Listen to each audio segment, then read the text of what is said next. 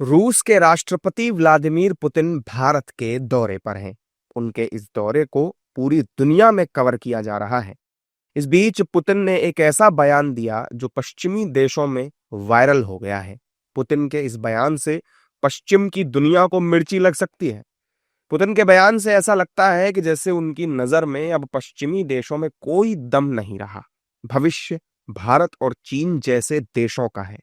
आइए आपको पुतिन का ये बयान विस्तार से बताते हैं। भारत आने से पहले दिए गए एक इंटरव्यू में उन्होंने कहा था कि आज की दुनिया में उन मंचों जैसे G8 की प्रासंगिकता कम हो गई है, जबकि नए प्लेटफॉर्म जैसे ब्रिक्स, SCO और G20 अधिक सक्रिय और प्रभावी बनकर उभरे हैं। इसलिए रूस अपनी प्राथमिकता उन्हीं पर दे रहा है। उन्होंने ये भी कहा कि मैं ये नहीं समझ पा रहा हूं कि G7 देश खुद को G7 यानी ग्रेट क्यों कहते हैं। आज भारत दुनिया की तीसरी सबसे बड़ी अर्थव्यवस्था है।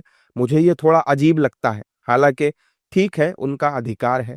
G7 देश खुद को जो कहना चाहें वो कहें। पुतिन ने यह भी कहा कि G7 देशों की अर्थव्यवस्थाएं हाईटेक हैं, उनकी नींव मजबूत है। इसके बावजूद वैश्विक अर्थव्यवस्था में उनकी हिस्सेदारी लगातार कम है और ये आगे भी होता रहेगा, क्योंकि ये उनकी सरकारों की गलत नीतियों के कारण हो रहा है। जर्मनी की बात करें तो वो 3 साल से मंदी का शिकार है। फ्रांस की हालत भी काफी खराब है और वो भी मंदी के बिल्कुल करीब है। पुतिन के इस बयान का साफ अर्थ ये है कि रूस G7 से खुद को जोड़ने के बजाय भारत और चीन जैसे देशों के साथ साझेदारी पर ज्यादा भरोसा करता है।